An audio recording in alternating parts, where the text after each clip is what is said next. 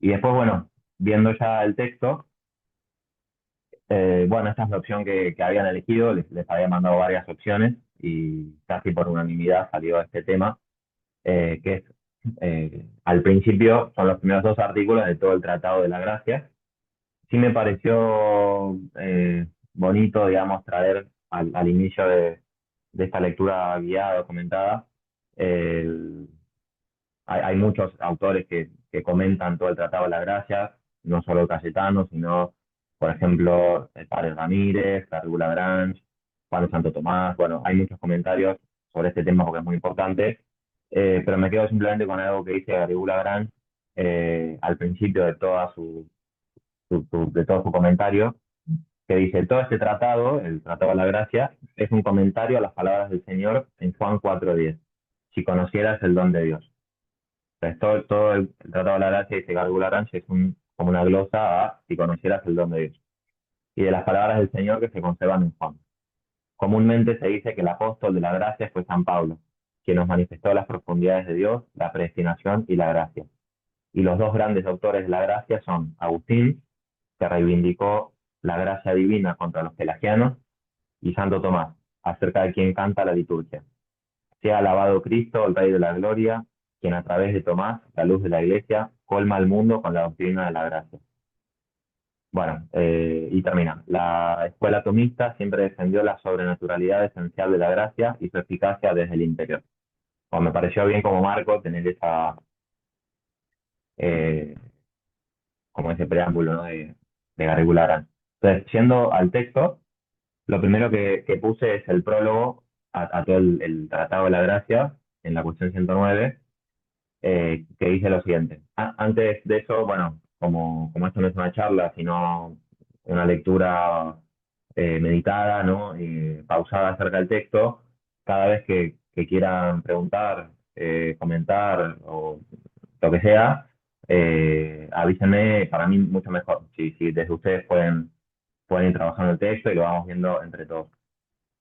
Entonces, empieza diciendo: consecuentemente, debe considerarse acerca del principio exterior de los actos humanos, a saber, acerca de Dios, en cuanto somos ayudados por Él mediante la gracia para obrar rectamente. Y primero, debe considerarse acerca de la gracia de Dios. Segundo, acerca de su causa. Tercero, acerca de sus efectos. Ahora bien, la primera consideración será tripartita, pues primero consideraremos acerca de la necesidad de la gracia. Segundo, acerca de la misma gracia cuanto a su esencia. Tercero, acerca de su división. Sobre lo primero se hacen 10 preguntas. Primero, si el hombre puede conocer algo verdadero sin la gracia. Segundo, si el hombre puede hacer o querer algo bueno sin la gracia de Dios.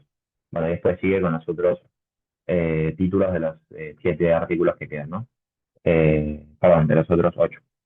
Entonces, una primera cosa que llama un poco la atención es que en el Tratado de la Gracia, Santo Tomás empieza diciendo que vamos a hablar sobre el principio exterior de los actos humanos, ¿no? Esto quizás alguno que lee le puede chocar un poco, ¿no? Que cuando hablemos de la gracia, Santo Tomás lo marque como un principio que está fuera para que nosotros podamos obrar, cuando se supone que la gracia es algo que inhiere íntimamente en el alma, ¿no?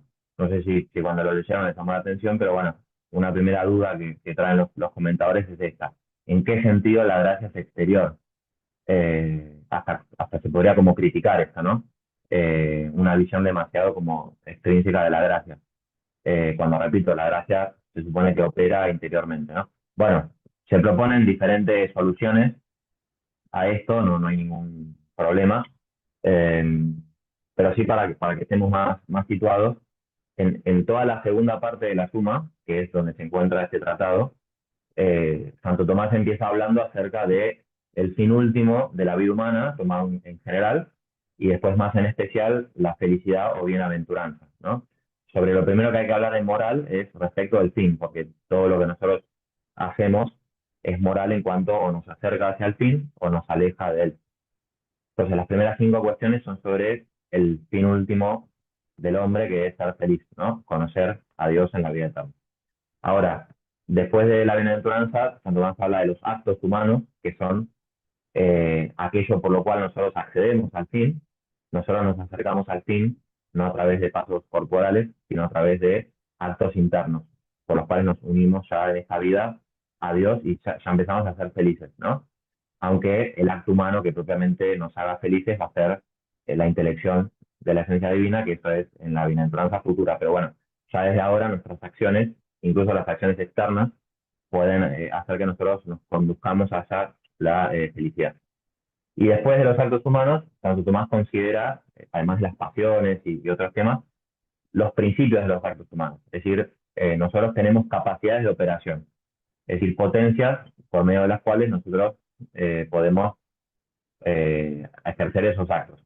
Esos son los principios intrínsecos o internos de los actos humanos, junto con los hábitos. Los hábitos también son bueno, disposiciones de esas potencias para que puedan inclinarse hacia esas operaciones de una manera perfecta.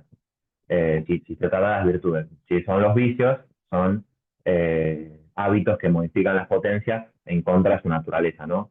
O sea, hacen que la inteligencia piense peor, que la voluntad haga menos el bien o lo haga mal, etcétera, etcétera. Esos son los vicios, pero no dejan de ser principios intrínsecos, ¿no? Que están en nuestras potencias. Entonces, después de los actos, cuanto más considera los principios, primero los intrínsecos, las potencias y los hábitos, o sea, las virtudes y los vicios, y después va a considerar los principios exteriores de los actos humanos. Es decir, aquello que, como desde fuera, de esas mismas potencias, hace que nuestras potencias actúen. Y ahí, bueno, si es hacia el mal, nosotros podemos pensar en el demonio, por ejemplo, entonces ahí tanto más atrás como el demonio desde fuera nos sugestiona para que nosotros no hagamos actos humanos buenos, entonces no nos acerquemos a nuestro fin, sino que nos alejemos. Pueden también ser otros hombres, en ese sentido, Salvas considera, por ejemplo, el pecado original, ¿no? Eh, bueno, y después, el principio exterior que nos conduce hacia el bien es Dios. Y ahí dice, Dios nos instruye mediante la ley para que nosotros hagamos el bien, y entonces está el tratado de la ley en la Suma Teología, la cuestión 90 en adelante, eh, y en segundo lugar, Dios nos auxilia interiormente mediante la gracia. Entonces, la ley y la gracia son estos dos principios exteriores de nuestros actos para que nosotros seamos conducidos por Dios hacia la felicidad. Ese es como todo el marco general en la segunda parte de la suma, donde está ubicada la gracia. Y de hecho también es interesante, no lo vamos a ver ahora, pero si uno va a los comentarios de la escritura de Santo Tomás tiene un sermón sobre la división de toda la Biblia, y para él toda la Biblia se divide en ley y gracia. Dios en el Antiguo Testamento nos instruye para que nosotros, por medio de la ley, seamos conducidos hacia la felicidad, y en el Nuevo Testamento Dios nos da el auxilio de la gracia para que interiormente seamos conducidos por su ayuda a la felicidad. Entonces es interesante ver ese paralelo entre toda la segunda parte de la suma y toda la Biblia, según la división que hace Santo Tomás. Pero bueno, la ley no lo vamos a ver, ahora estamos en la cuestión acerca de la gracia. Y bueno, respecto de si es exterior, si es interior, podemos decir, Dios es un agente externo a nosotros, no somos nosotros, ni está dentro de nosotros en algún sentido, en otro sentido sí, pero la gracia nos la infunde interiormente para movernos interiormente, ¿no? Entonces, en algún sentido la gracia también es intrínseca.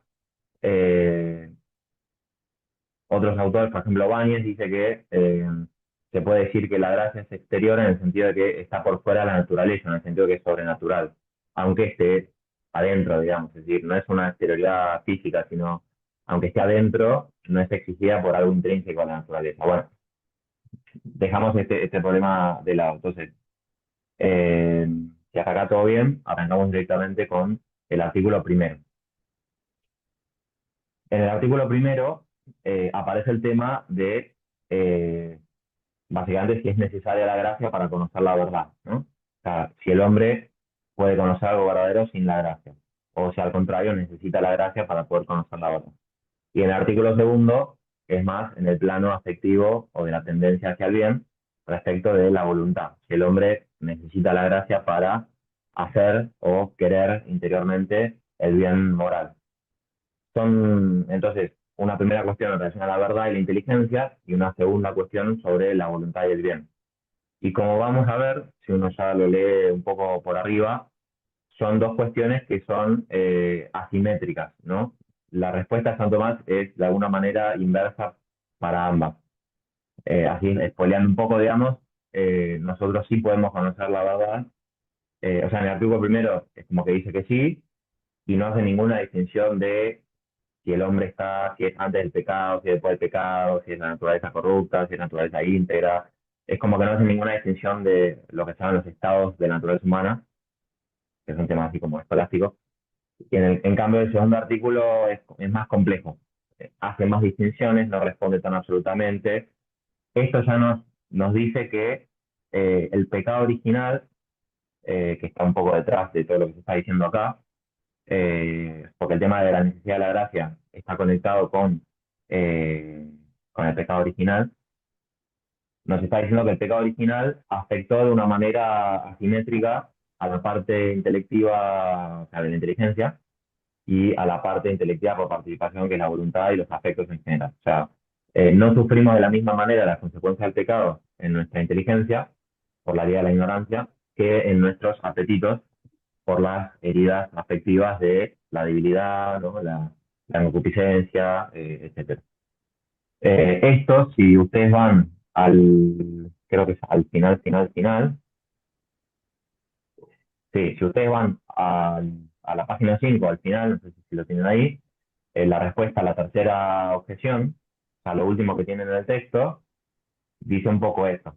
Lo dice al final, pero bueno, me pareció bueno ya tenerlo en cuenta desde el principio. Dice, al tercero debe decirse que el hombre incluso no puede conocer lo verdadero sin auxilio divino, como más arriba se dijo. Eso no importa. Pero ahora dice, y sin embargo, la naturaleza humana está más corrompida por el pecado cuanto al apetito del bien que cuanto al conocimiento de lo verdadero.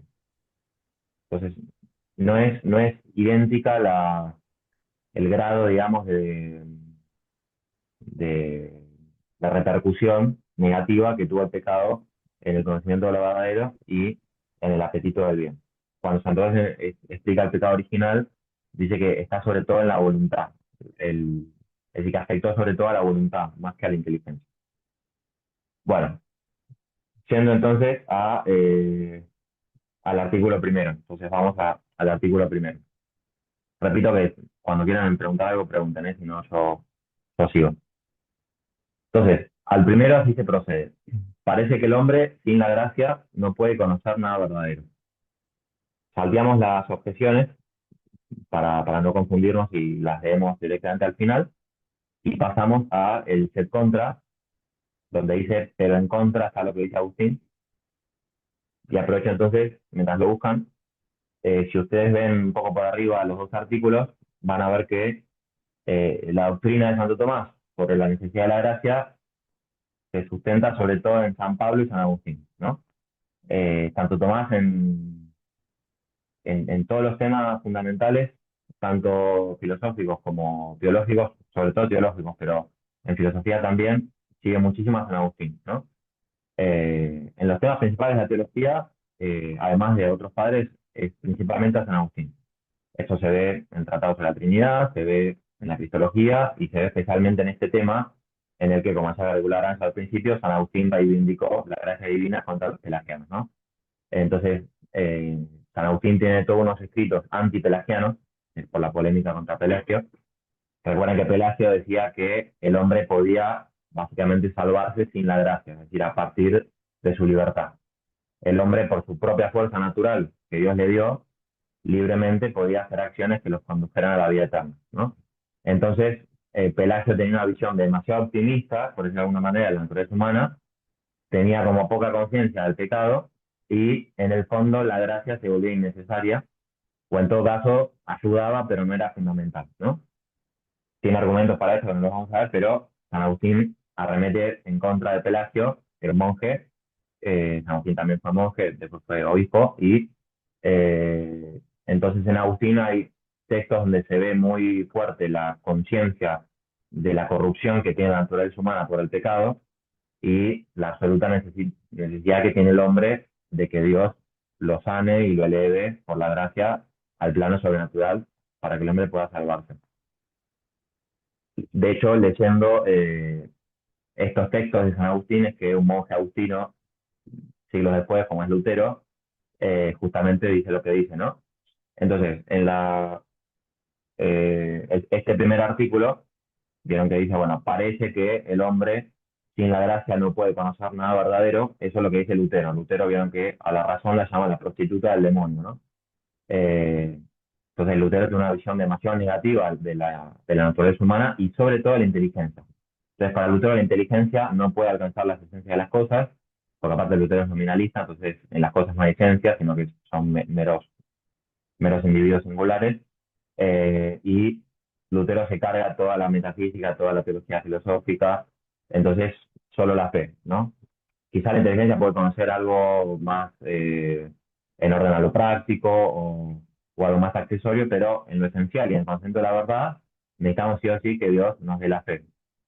Bueno, eso pensaba Lutero y pensaron otros sin hablar de la gracia, pero respecto a la inteligencia humana, ¿no? Hoy en día, yo creo que el 90% de las personas en la cultura piensan que la inteligencia humana o no existe o si tenemos algo así como una potencia de pensamiento, no puede alcanzar la verdad de las cosas porque no existe la verdad, básicamente. Entonces, lo que va a decir Santo Tomás acá va a ser importante, ¿no? Una defensa de la capacidad intrínseca que tiene el hombre para, con su luz natural, alcanzar el ser de las cosas, ¿no? Si las cosas tienen un ser que viene de Dios y el hombre lo puede alcanzar con su capacidad. Esto es, para la cultura actual, es muy importante contra el escepticismo actual, ¿no? Bueno, entonces yendo al ser contra de San Agustín, dice, bueno, en contra está lo que dice Agustín en el libro primero de las retractaciones. Acá un comentario: el libro de las retractaciones de San Agustín es un libro en el que él no necesariamente se retracta, en el sentido en que nosotros usamos la palabra retractar, en el sentido de que cambie de opinión de todo lo que había dicho, sino que a veces es retractar, es simplemente volver a tratar. Entonces, no siempre se corrige, sino que a veces simplemente agrega cosas o hace un comentario, algo que había dicho, pero no siempre se retracta en el sentido actual de la palabra. Acá en este caso sí, porque él antes había dicho, Dios, que no has querido que sepan lo verdadero sino los puros, ¿no? Él había dicho eso, y después acá se retracta diciendo, en efecto, puede responderse que aún muchos impuros saben muchas cosas verdaderas, pero el hombre se vuelve puro mediante la gracia, según aquello del Salmo primero, crea en mí un corazón puro, Dios, e innova un espíritu recto en mis vísceras. Por lo tanto, sin la gracia puede el hombre conocer la verdad por sí mismo.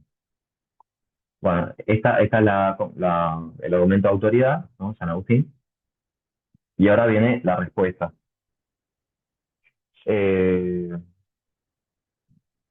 bien, entonces, en el respondo empieza diciendo, debe decirse que conocer la verdad es cierto uso o acto de la luz intelectual, porque, según el apóstol en Efesios 5, todo lo que se manifiesta es luz.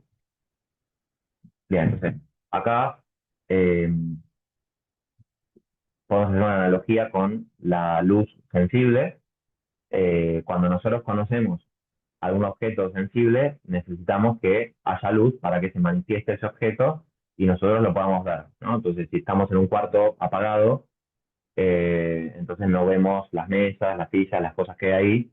Necesitamos que alguien prenda la luz para poder ver los objetos, ¿no? Entonces, la luz manifiesta las cosas que aparecen ante los ojos, ¿no? Y entonces, el ver es una especie de uso o acto por el cual la vista hace uso de la luz que manifiesta los objetos para justamente poder alcanzarlos, ¿no? Bueno, eso en un plano que sea en un plano sensible pasa de alguna manera en el plano intelectual, en el que para que se nos manifiesten las esencias de las cosas necesitamos que sean iluminadas por una luz inteligible, no una luz sensible, sino inteligible. Esa luz inteligible entonces hace inteligibles a las cosas, así como la luz sensible hace sensibles a las cosas, es decir, las hace capaces de ser vistas. Bueno, la luz inteligible es este tema, bueno, también daría para muchísimo, porque es un tema que se remonta, bueno, a Platón y antes de Platón, pero ya en Platón y sobre todo Aristóteles, que habla del intelecto agente, que dice que es luz, ¿no? Fos, y es una luz que hace inteligibles a las cosas que conocemos, ¿no? Entonces las manifiesta. Y entonces conocer la verdad es, bueno, aplicar esta luz a las cosas que se nos presentan a través de los sentidos para captar su sentido profundo, ¿no? Lo que tienen de luminoso las cosas. Eh, por eso, San Hilario, por ejemplo, dice que la verdad es aquello que es declarativo o manifestativo del ser. La verdad es la manifestación del ser. Y esa manifestación del ser se hace por la luz, porque como dice San Pablo, todo lo que se manifiesta es luz. Ahora, continúa el texto. Cualquier uso implica cierto movimiento, tomando el movimiento en sentido lato o amplio, según que entender y querer se dicen que son ciertos movimientos, como es patente por el filósofo en el tercer libro de Ánimo. Bien, entonces comentamos esto. Acá fíjense que se distingue o está supuesto un sentido estricto del movimiento y un sentido amplio del movimiento, ¿no? Entonces, el movimiento en sentido estricto, en sentido aristotélico, es el acto imperfecto del imperfecto. O sea, eh, más así sencillamente dicho, es como el pasaje de la potencia al acto. Entonces yo tengo agua, por ejemplo, fría y la pongo a calentar y entonces en ese proceso se va moviendo y va ganando una actualidad que no posee, sino de la que está en potencia, hasta llegar al término final, la ebullición, entonces está caliente y hacemos el mate, ¿no? Bueno, entonces, eso propiamente es movimiento, porque implica como una adquisición de una actualidad de la que uno está en potencia. El entender no es eso. Esto ya también llama la atención, porque a veces tenemos como esa idea del pensar o del entender como si fuera un movimiento, pero a nivel espiritual. Y ya Aristóteles dice que no. El entender, ni siquiera el conocimiento sensible, aunque sea con movimiento, es propiamente un movimiento, ¿no? Sino que el entender, así como el querer, es un acto de lo perfecto en cuanto es perfecto. No, no es un movimiento. De hecho, si ustedes lo piensan, cuando uno entiende algo, no hay así algo sucesivo, sino, como dice Aristóteles, ¿no? Al entender, he entendido, ¿no? Es decir, se da como una operación simultánea en la que no hay una sucesión, ni tampoco hay una ganancia, una actualidad al modo de algo que uno padece, ¿no? Aristóteles dice que el entender es cierto padecer, en cuanto que es un recibir, pero no es el padecer la acción de un objeto externo, como cuando a mí me pegan o algo así, sino que es una plenitud vital. O sea, el entender es un acto vital que ejerce la persona en cuanto está en acto, ¿no? O sea, en cuanto se identifica y se hace uno con el objeto que conoce. Entonces, acá dije, el entender se toma en este sentido que más que movimiento, sucesión es acto, ¿no? Y entonces acá, esto lo dice Santo Tomás porque va a hacer una analogía con el movimiento que nosotros vemos en el mundo físico y la actualidad, que es el entender, y también se puede decir el querer, pero bueno, eso es el artículo segundo. Entonces, eh, dice, vemos en las cosas corporales, o sea, en el mundo físico de las cosas corruptibles, que para el movimiento no solo se requiere la misma forma que es principio del movimiento o acción, sino que también se requiere la moción del primer motor. Y va a poner el ejemplo del fuego. Entonces, para que el fuego pueda quemar, que esa es la acción de este, este ente físico que es el fuego, se requiere la forma por la que quema, es decir, aquello por lo que está en acto caliente, o sea, el calor, pues el fuego para quemar necesita calor, pero además necesita que sea movido por, bueno, esto es un poco la cosmología de la época de San Tomás, esto no es tan así, pero bueno, son ejemplos que él pone para que se entienda. eh, Necesita de la moción de el primer motor del mundo físico, que para los antiguos de Aristóteles o antes son los planetas, los cuerpos celestes, y en este caso el Sol. El Sol es una especie de motor universal que actúa y permite el movimiento de las cosas del mundo físico. Esto, si bien tiene algo de perimido, tiene algo de cierto, de que sin Sol no hay, o sea, yo creo que si se apagara el Sol, a ver, siguen moviéndose las cosas, pero en última instancia dejarían de moverse y cosas así. Entonces, pero bueno, para Aristóteles y Santo Tomás, siguiendo su física, el Sol como primer motor universal en el mundo físico ejerce una moción respecto de las acciones de las cosas corporales del mundo sublunar, digamos, y eso implica que para que las cosas puedan moverse necesitan que el Sol las mueva. Esto, bueno, suena medio raro, pero bueno, creo que se entiende un poco la analogía. Entonces, el fuego necesita el calor, que es aquello por lo cual quema, pero para quemar, de hecho, necesita que sea movida por el sol. Entonces necesita la moción y la forma.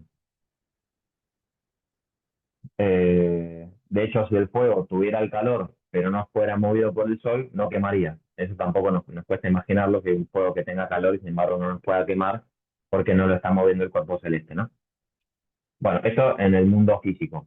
Ahora tenemos que hacer la analogía para ver qué hay de parecido y qué hay de semejante respecto a este ejemplo con los movimientos que se dan en el alma en sentido impropio, o sea, el entender. El entender va a ser un acto que, así como el quemar, va a necesitar una primera influencia de Dios como primer motor absoluto, no solamente del mundo físico, sino del mundo, de todo el mundo creado, para poder entender, ¿no? Y entonces conocer la verdad. Entonces continúa el texto. Ahora bien, es manifiesto que, así como todos los movimientos corporales se reducen al movimiento del cuerpo celeste como al primer motor corporal, así también todos los movimientos, tanto corporales, es decir, los movimientos en sentido propio, como espirituales, o sea, en sentido amplio, actos perfectos, u operaciones, se reducen al primer motor absolutamente, que es Dios. Esto, si le suena, es un poco la primera vía también, ¿no? Que es la vía aristotélica. Y por esto, por más perfecta que se ponga alguna naturaleza corporal o espiritual, no puede proceder hacia su acto a menos que sea movida por Dios. Entonces, todas las cosas, en cuanto tienen alguna actualidad, ya sea sustancial o más en sentido estático, podemos decir, ya sea en un sentido dinámico, alguna operación, en cuanto que no es una actualidad plena, sino que es una actualidad participada, o sea, limitada, imperfecta, móvil, se tiene que sustentar en aquel que es la actualidad por esencia, que es Dios, ¿no? Entonces, Dios como primer motor es aquello por lo que se mueven todas las cosas, y Dios como el acto primero, es decir, la perfección absoluta, es aquello por lo que toda perfección que se encuentra en las cosas, como el hecho de ser y el hecho de obrar, porque uno no tiene ser, se fundamenta en esa perfección absoluta de Dios. Entonces, la operación, como el entender, aunque toda otra operación, en cuanto que tiene algo de actualidad, depende en última instancia de la actualidad de Dios. Así, Dios opera en todas las operaciones de los operantes, ¿no? Dios opera en todas las operaciones de las cosas, incluso en las acciones libres. O sea, Dios es causa y actúa en los actos libres de las criaturas racionales, los ángeles y los hombres. Y toda cosa no podría obrar, que no podría ejercer una actualidad, porque no es la actualidad plena. Es decir, si cada cosa no es plenamente ser, no puede hacer una operación que la operación es cierto ser, si no fuera porque está sustentada por aquel que propiamente es, ¿no? Bueno, no sé si más o menos si entiendes lo que quiero decir. Entonces, si uno va a otros lugares de la obra de San Tomás, por ejemplo, en la cuestión disputada sobre la potencia de Dios, hay un artículo muy famoso, ¿no? La cuestión 3, artículo 7, donde San Tomás explica en qué sentido Dios opera en todas las operaciones de las criaturas, y él termina diciendo que Dios opera en todos los que operan porque les da la virtud operativa o la potencia, conserva la potencia, aplica la potencia a la operación y actúa, es decir, por su virtud actúa la virtud de la criatura, ¿no? Entonces, Dios nos da todas nuestras capacidades de operación, nos la conserva en el ser, y cada vez que actuamos, es Dios que nos tiene que mover para que nosotros podamos movernos, ¿no? No nos moveríamos si Dios no nos mueve. Así como el fuego no quemaría si el sol no lo moviera, ¿no? Bueno, ahora Santo Tomás lo que va a hacer es distinguir la moción universal del primer motor celeste, que es el Sol, por ejemplo, de la moción universal del primer motor absoluto, que es Dios como acto puro, ¿no? Porque son desemejantes. Uno es un agente natural que ilumina necesariamente, o sea, el Sol ilumina, es decir, mueve y ejerce su moción de manera necesaria. En cambio, Dios es un agente libre que no necesariamente mueve a las cosas, sino que las mueve porque quiere. Entonces, cada vez que actuamos es porque Dios quiere que nosotros actuemos, ¿no? porque no se sigue la moción de él para que nosotros actuemos según la necesidad de su naturaleza. Por eso acá entonces lo distingue, dice, moción que ciertamente es según la razón de su providencia, no según la necesidad de la naturaleza como la moción del cuerpo celeste. Entonces, acá Santo Tomás se distingue, por ejemplo, de Avicena y de otros filósofos árabes que decían que la acción de Dios brotaba necesariamente de su esencia, como una especie de cascada, ¿no? Que se vuelca necesariamente hacia las criaturas. Eh, por eso para Avicena, por ejemplo, Dios crea necesariamente, por ejemplo, y acá Santo Tomás no es muy consciente de que Dios es un agente libre y que en última instancia todo depende de que Él quiera y de su providencia. Entonces todas las operaciones están sujetas a la moción divina según su providencia. Y además, otra distinción con el agente natural, como es el sol, es que el sol le da la moción al fuego, pero no le da el acto formal. O sea, Dios no hace que perdón, el sol no hace que el fuego sea fuego, sino no crea el fuego, sino que simplemente permite con su moción que el fuego pueda calentar. Pero Dios no es así. Dios no es que hay criaturas independientemente de él y él solamente interviene para moverlas, sino que Dios también es causa de el hecho mismo de que tengan ser y de que sean tales cosas y de que tengan potencias y que puedan obrar. O sea, Dios es causa de todo lo que hay en la criatura. Por eso dice, no solo toda moción viene de Dios como el primer motor, sino que también viene de él toda perfección formal como el primer acto. Bueno, entonces la conclusión. Eh, dice, así, por consiguiente, la acción del intelecto y de cualquier ente creado depende de Dios cuanto a dos cosas. De un modo, en cuanto de él tiene la forma por la que actúa, esto va a ser la luz, que es la luz del intelecto agente, o sea, esta luz intelectual por la que entendemos. De otro modo, en cuanto es movida por él para obrar. Ahora bien, cada forma íncita por Dios o dada por Dios en las cosas creadas tiene eficacia respecto de algún acto determinado, hacia el cual tiene poder según su propiedad, y no tiene poder más allá de él, a no ser mediante alguna forma sobreañadida, como el agua no puede calentar, sino calefaccionada por el fuego. Entonces, voy a resumir porque creo que tardamos demasiado en este primer artículo para pasar al segundo, pero básicamente lo que va a decir, Dios le da a la inteligencia humana la luz por la que puede conocer la verdad de los inteligibles hacia los que se extiende esa luz, es decir, nuestra luz intelectual puede llegar a iluminar las cosas que nosotros podemos recibir a partir de las cosas sensibles.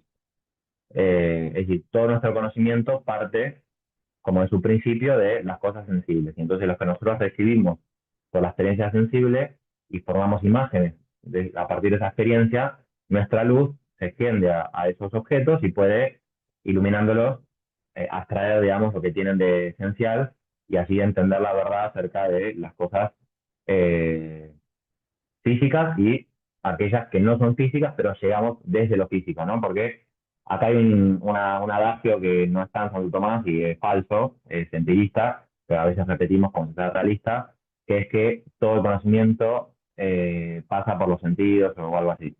Bueno, eso no es así porque no todo lo que está en la inteligencia ha pasado por los sentidos, sino que nosotros conocemos cosas que están más allá de las cosas sensibles, ¿no? Por algo tiene sentido la metafísica, ¿no? Que va más allá de las cosas sensibles. Lo que sí es cierto es que todo conocimiento tiene su punto de partida en lo sensible, pero no se encierra en lo sensible, ¿no? Entonces, de hecho, desde lo sensible el hombre se puede elevar a Dios y entonces la luz intelectual humana es potente para conocer a Dios que existe, que es providente, etcétera, a partir del conocimiento de las cosas sensibles, de la esencia de las cosas sensibles. Ahora, para que el hombre pueda conocer inteligibles que son más potentes que la luz por las que los podría iluminar, porque nosotros tenemos que iluminar las cosas porque las cosas no tienen la luz suficiente para ser entendidas, ¿no? Una piedra, por ejemplo, tiene inteligibilidad, o sea, puede ser conocida por inteligencia en potencia, porque de hecho tiene toda una serie de características que la hacen como inferior a lo inteligible, ¿no? Que es material, etcétera. Entonces, la luz intelectual la tiene que elevar.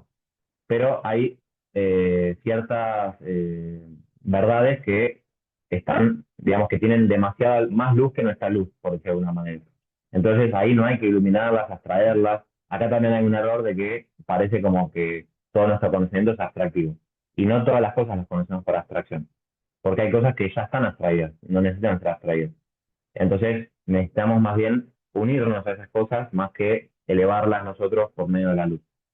Bueno, y hay algunas cosas que tienen una luz que ninguna luz natural puede llegar a iluminar, como son las verdades sobrenaturales, ¿no? Que están más allá de nuestro alcance absolutamente, como es, por ejemplo, que Dios es trino o la encarnación o cosas de ese estilo. Entonces, para conocer estas cosas sí necesitamos una moción y una luz más fuerte sobreañadida a nuestra capacidad natural, que se llama la luz de la gracia, que puede ser la fe, puede ser la profecía, puede ser los dones del Espíritu Santo, la sabiduría, etcétera, etcétera. O alguna iluminación particular de Dios. Bueno, y eso es un poco lo que termina diciendo Santo Tomás. Entonces, la conclusión de este artículo sería, para conocer cualquier verdad, el hombre necesita el auxilio divino para ser movido al entender, pero con una moción de Dios que es natural, no es una moción sobrenatural y no es una moción que implique una luz distinta que la que nosotros ya tenemos por Dios. O sea, Dios nos da una luz que es suficiente para que conozcamos la verdad.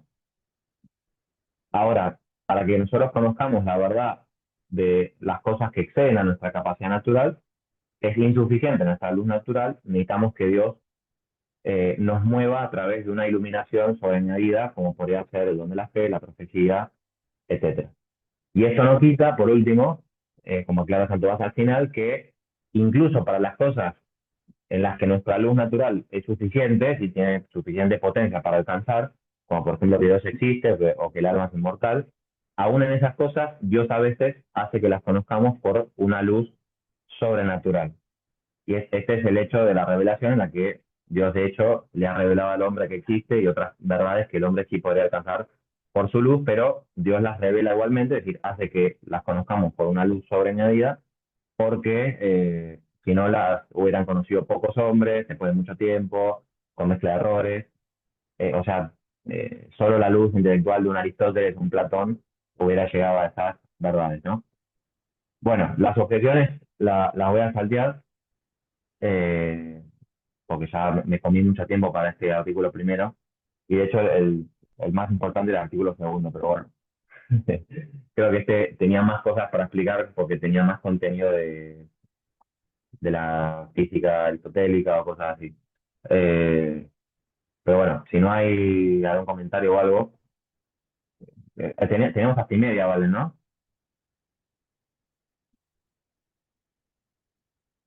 Sí, ¿no? Ahí.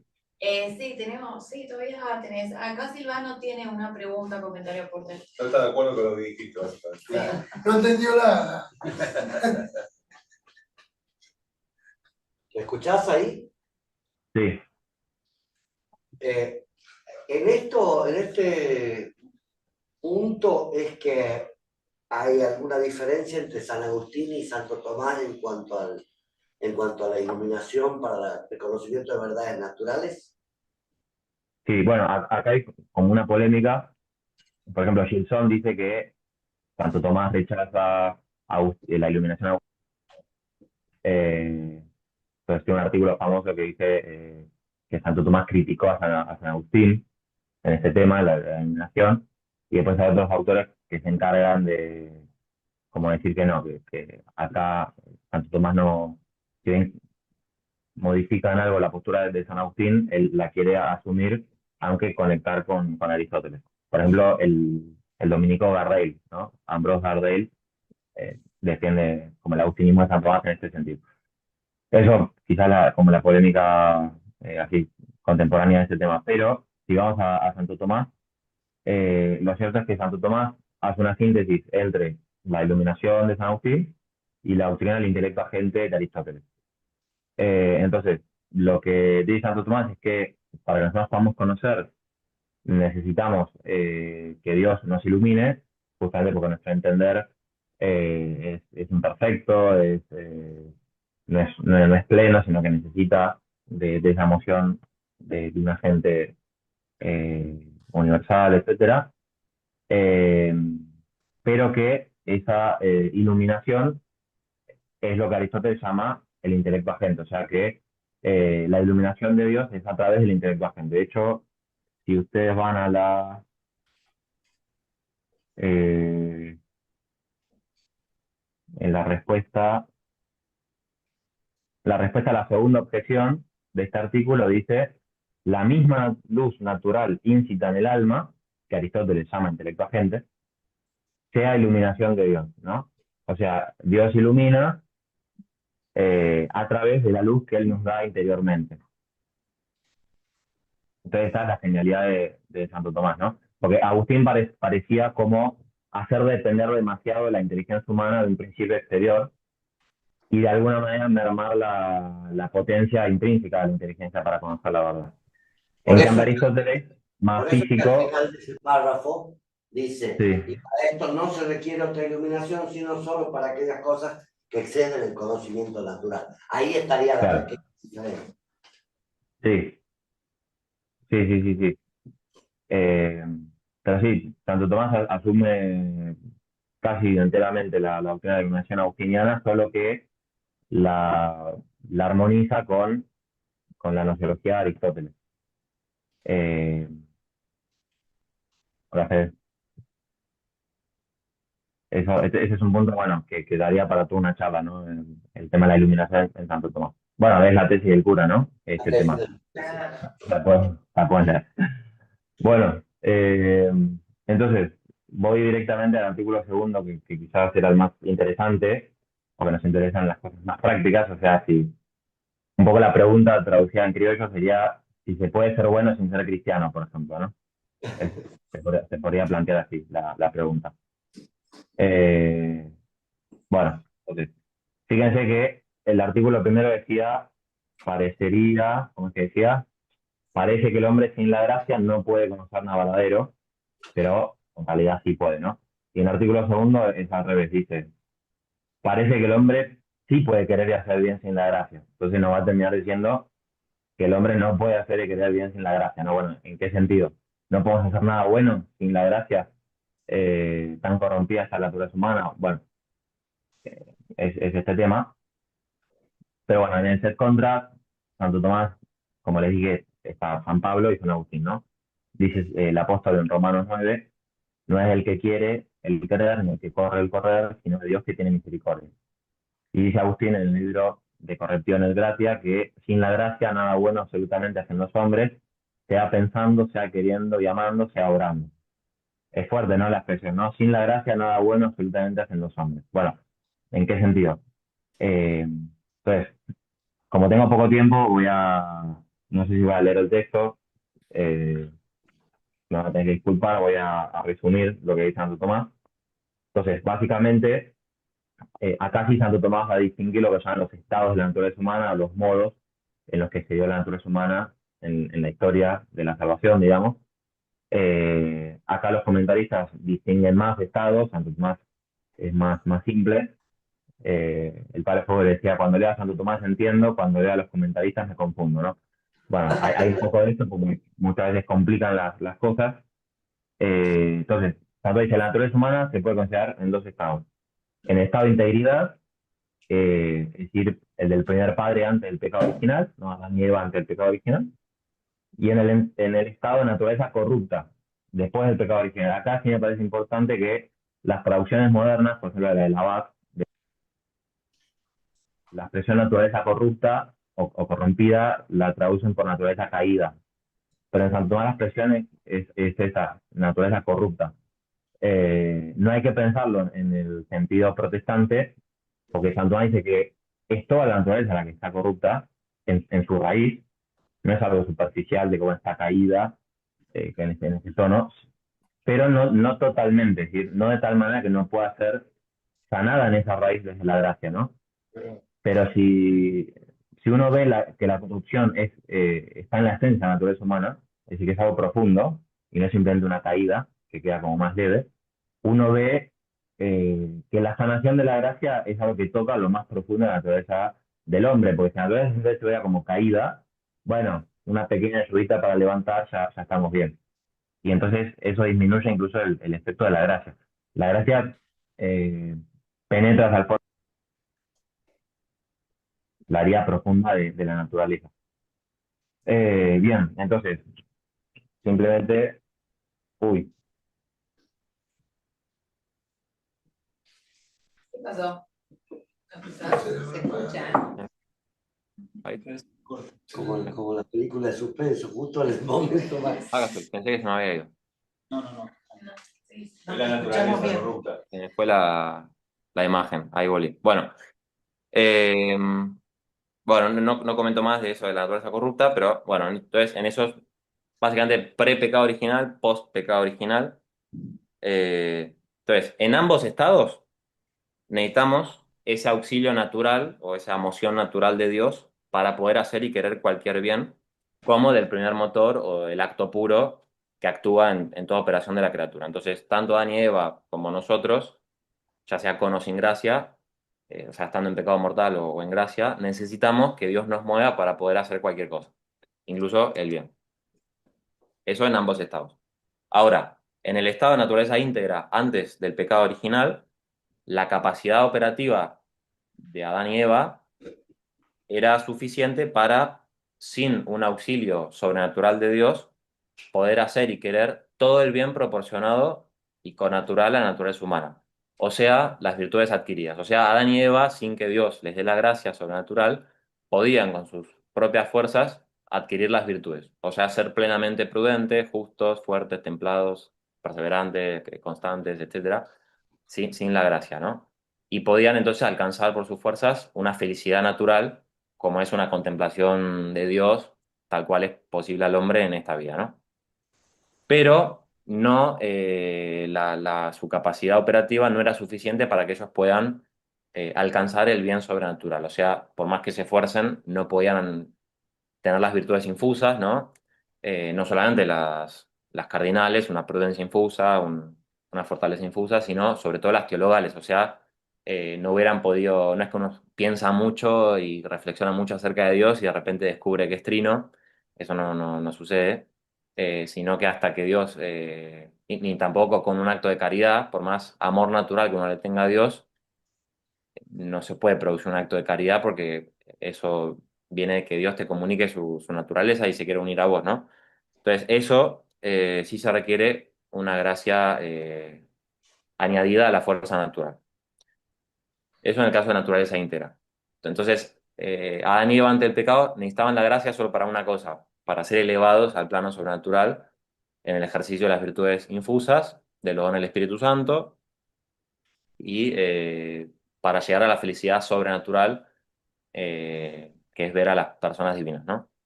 Bueno, pero está una naturaleza corrupta, que es el nuestro sin la gracia, o incluso a veces es con la gracia, pero que todavía no ha perfeccionado demasiado nuestra naturaleza, porque, bueno, esto no lo puedo explicar mucho, pero la gracia es sana, pero no es que ya uno es perfecto así nomás con la gracia, sino que uno tiene que seguir perfeccionándose. Pero bueno, en estado de naturaleza corrupta, sin la gracia, Adán y Eva después del pecado original, necesitaban la gracia como a doble título. No solamente para que los eleve a sus potencias, a su afecto, a su voluntad, para que alcancen el bien que sobreexcede la naturaleza humana, o sea, el bien desproporcionado a la naturaleza, que es el bien de las virtudes infusas y las virtudes teologales y los dones del Espíritu Santo, y en última instancia para unirse a la naturaleza divina y ver a Dios, sino que también necesitaban la gracia para sanar la naturaleza, o sea que la fuerza de la naturaleza humana quedó dañada de tal manera que el hombre no puede hacer todo el bien que es proporcional a su naturaleza. O sea, sin la gracia, o sea, sin la gracia no podemos hacer todo el bien del que seríamos capaces por nuestras fuerzas naturales. Eso implica que cualquier hombre sin la gracia no puede, de hecho, adquirir, por lo menos en estado pleno, las virtudes morales naturales. Ni, por ejemplo, esto lo voy a decir después, pero cumplir los mandamientos. Los mandamientos son de ley natural, pero sin la gracia el hombre no puede cumplir la totalidad de los mandamientos, ni evitar la totalidad de los pecados, por ejemplo, sino que, podemos decir así, como que tarde o temprano va a caer en algo, ¿no? ¿Por qué? Porque si uno delibera con su razón, puede ser que haga algo bueno, pero hay actos que la prudencia no puede deliberar, sino que tiene que ser sagaz y actuar inmediatamente.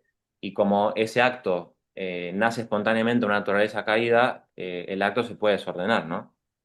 A veces tenemos suficientemente tiempo para pensar y hacer que no actuemos según la corrupción de la naturaleza, pero hay otras veces que el acto no sale según la corrupción en la que está nuestra naturaleza. Porque los apetitos se contrarían y lo que quiere uno va en contra de lo que quiere el superior, ¿no? Entonces tenemos un afecto sensitivo que va en contra de lo que es el bien de la razón y se nos escapa porque no lo podemos controlar demasiado por la corrupción de la naturaleza, eh, etcétera. Bueno, pero la naturaleza humana no está del todo corrompida de tal manera que no puede hacer algún acto bueno ni evitar algún pecado mortal particular, por ejemplo, ¿no? Pero el punto es que no todos. O sea, la gracia hace que nosotros podamos hacer, en primer lugar, todo el bien que es proporcional y connatural a nuestra naturaleza. O sea que en nosotros tiene esa función, ese oficio, además de levante, sanante y curativo, digamos. Entonces, un hombre no es plenamente natural, podemos decir así, sin la gracia.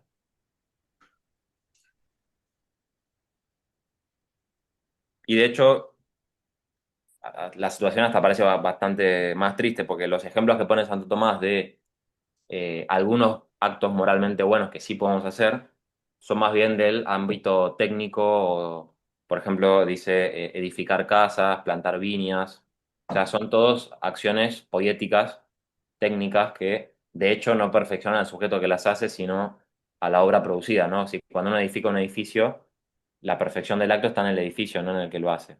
En todo caso, uno se puede perfeccionar si lo hace con justicia o si lo hace con prudencia o si lo hace con caridad o lo que sea. Eh, pero en cuanto tal, el oficio propio del arquitecto es hacer bien la casa, no hacerse bueno él. De hecho, quizás la hace para ganar más plata y lo que sea, ¿no? Bueno, entonces esa es un poco la conclusión para sintetizar y terminar. Para conocer la verdad, sí es suficiente nuestra luz natural del intelecto agente para conocer todas las verdades proporcionadas a nuestra naturaleza, eh, pero necesitamos una luz sobreañadida para que conozcamos las verdades sobrenaturales. Y en cualquier caso, Dios siempre tiene que mover con una moción natural nuestra inteligencia para que entienda. Sea, no podríamos entender si Dios no nos moviera cualquier cosa. Eh, Podríamos entender alguna verdad natural solo con esa moción, no podríamos entender una verdad sobrenatural sin una moción además sobrenatural, a través de una nueva iluminación. Y en el plano afectivo, más moral, en cualquier estado del hombre necesita una moción divina natural que mueva la voluntad para que quiera algo, pero en el estado de naturaleza caída, o en estado de íntegra, perdón, eh, no lo necesitaba, no necesitaba un auxilio gratuito para ejercer el bien con natural y proporcionado a nuestras fuerzas, sí para el bien que excede la naturaleza, como es el de las virtudes infusas, teologales, los dones del Espíritu Santo, etc. Pero ahora en el estado de naturaleza corrupta, después del pecado original, por la culpa del pecado, las heridas y las penas del pecado, necesitamos la gracia para que sane nuestra naturaleza y podamos ejercer las operaciones que son incluso proporcionadas al bien de la naturaleza racional del hombre. O sea que el hombre, de hecho, no puede vivir según la razón en toda su vida sin la gracia de Dios. El hombre no puede ser feliz naturalmente sin la gracia de Dios. Puede hacer algún acto moralmente bueno particular o en algún aspecto o durante cierto tiempo, pero no todos los actos, bajo todo aspecto, en todos los tiempos, y mucho menos alcanzar la felicidad natural, ¿no? Eh, entonces no podemos ser del todo prudentes, del todo justos, sin la gracia. Es como que tarde o temprano algún desorden profundo vamos a tener y padecer. Cosa que es evidente si uno mira su propia situación y la situación de los demás. Y además necesitamos la gracia, no solamente para esto, porque tampoco la gracia lo principal que hace es esto, sino que lo principal que hace, además de sanar, es elevar y conducir a el bien que sobreexcede la capacidad humana, como es el bien de Dios eh, en su naturaleza trinitaria, ¿no? Y entonces la gracia hace que tengamos a las personas inhabitando en el alma y no solo a Dios moviéndonos como un motor o algo así, sino un Dios que es amigo que se une con nosotros como amigos, ¿no? Bueno, y por último, pues andamos a poner el ejemplo del hombre enfermo. El hombre en esta naturaleza corrupta es como un hombre enfermo que puede hacer algunas operaciones del hombre sano, como por ejemplo escuchar, ver, como el sano, pero no puede hacer todas las operaciones del hombre sano todo el tiempo bajo todos los aspectos, ¿no? Como caminar, por ejemplo, correr o algo así, depende de qué enfermedad uno tenga, pero no las podría hacer, sino que necesita la ayuda de la medicina para poder hacer incluso lo que puede por su naturaleza. Ignacio,